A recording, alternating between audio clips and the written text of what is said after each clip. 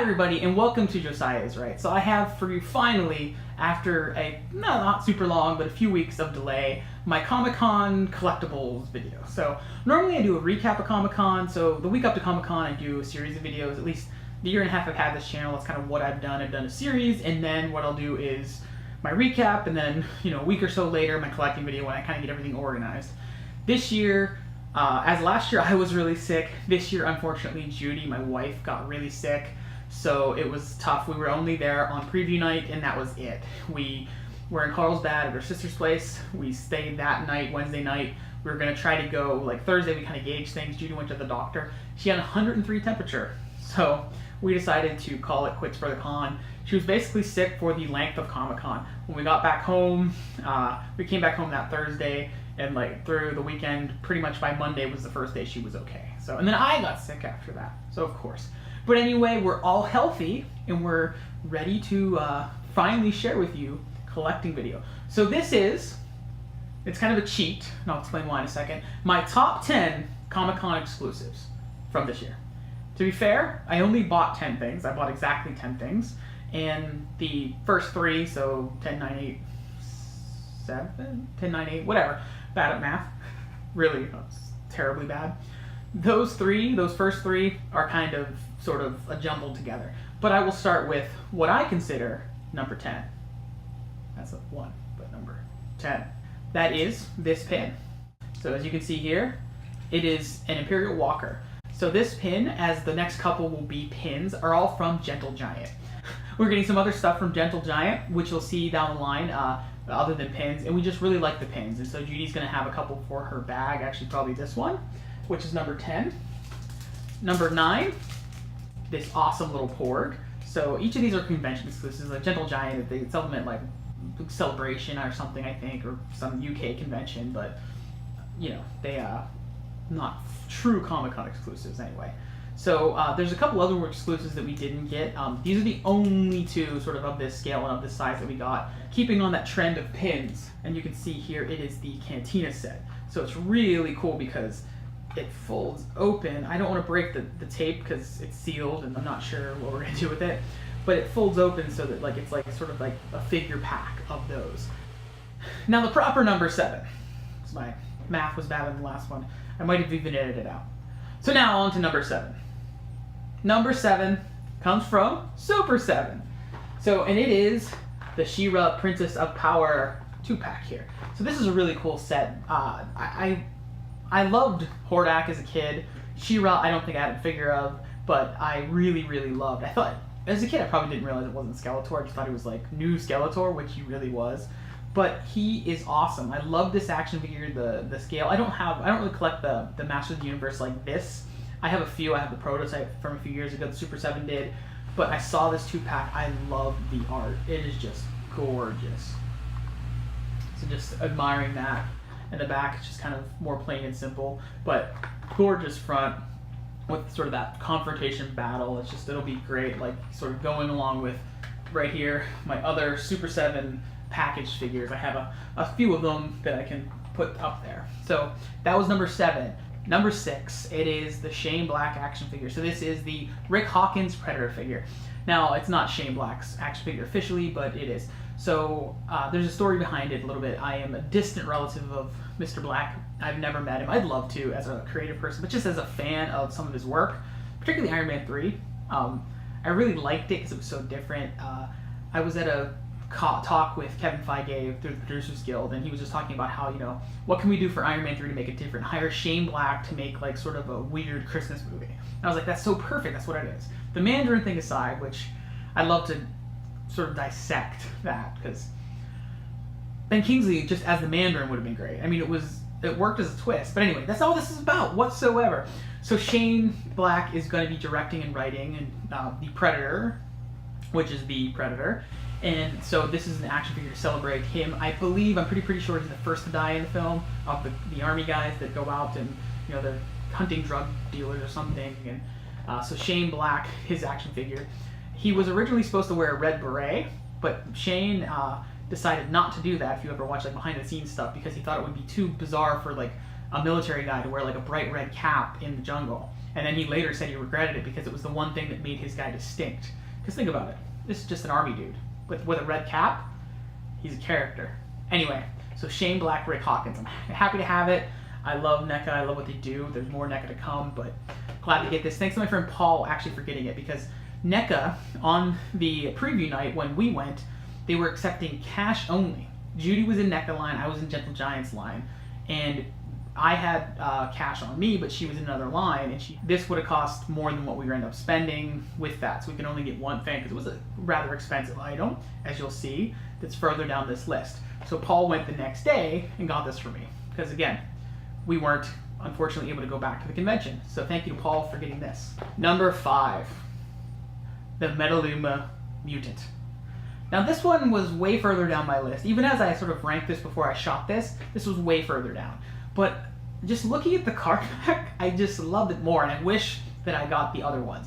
I didn't get, they had the, as you can see on the back here, they had the Creature in the Black Lagoon, they had the Wolfman, they had the Mummy, Metaluma Mutant. I only got this one because I love This Island Earth, and I really love the Mystery Science Theater movie, This Island Earth. I liked it before I saw that, sort of as a bad movie as a kid, when I still thought it was good, but that sort of took it to the next level when I was in high school and I saw that.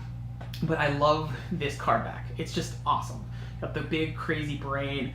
I mean, this looks cooler than it actually looks in the movie. So you can see there. It's cool, but it's not like spectacular. It's just a weird mutant.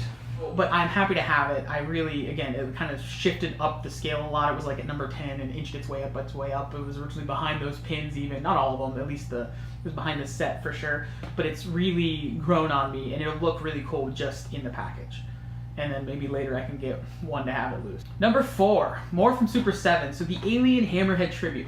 So once again, just a real quick little connection thing. So as I shared earlier, that card back, so you can see this is what this is paying tribute to, so the Hammerhead. So the color design and things like that are meant to be a tribute to this original action figure, which I don't have in my hand, but I have the tribute card back here that came from Gentle Giant. So it's kind of a cool connection, but this figure is just awesome. It looks great. The coin is just spectacular. The figure itself, I could have 1,000 of these aliens and I could never have enough, just in different colors. I have prototype, I have a regular one, I have like a sand one, and I have like the clear one, so I have like 4, now 5 of them. So, and yeah, they have more than that, but they're really cool figures. The coin, I just love that sort of tribute to the old school Star Wars there. The coin looks great.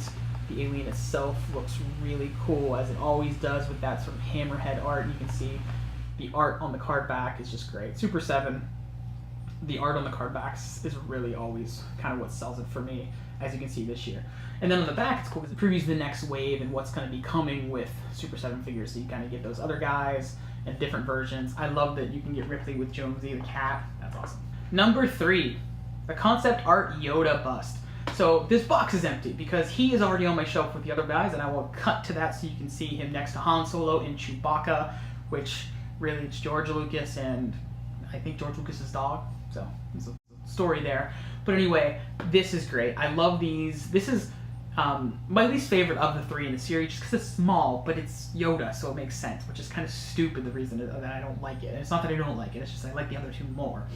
But great collection, great item for my collection. I don't collect busts, but I collect this series of busts, so I've become a bust collector just for these. You can see the artwork that inspired it. The Finch version of Yoda, I believe he was called originally. They sort of changed the name to Yoda, but I'm pretty sure he was the Finch or Yoda. There was something weird. I can't remember. I used to be like an expert on that aspect of sort of the creative process, particularly of Empire Strikes Back. As was probably my favorite movie ever, like a lot of people would say. But anyway, this is just a really cool edition. I love this version of Yoda. There's also early Marvel comic books where there was for the Empire Strikes Back series, it was printed based on the design of Yoda. And if you look in the early artwork, and there's actually a reprint of the Empire issues, or like the next issue, say it's like issue 50 was where Yoda was introduced, and he was like this style, and issue 52 or something like that, and the numbers are probably way off, he would then be corrected, and in the back it had an explanation as to why and how they, caught up to the filmmaking process. So it's a pretty cool thing. I have that comic book somewhere with the explanation, not with the original Yoda design, but what I have of the sort of his first appearance was the reprint where it's corrected to the Yoda we all know and love. Number 2, Optimus Prime, Super Cyborg. So Super 7 once again is on this list. So basically everything here is Super 7, Gentle Giant, and NECA. So, which is fine. The only places I got to shop, I didn't get to go to Hasbro. We had Hasbro in the lottery, but that was on Friday, and Judy was way too sick, and it was actually her badge. It wasn't me. So if it was me, maybe I would have gone down by myself, but it was actually her, so she couldn't go. Like, I thought about, like, should I see if I can convince them because I'm her husband and I could have her, but I didn't do it. She was too sick. I had to take care of her and her daughter, right? I love them, so I had to take care of them. I love them more than I love collectibles. That's important. Very important. It's true. But I do love collectibles.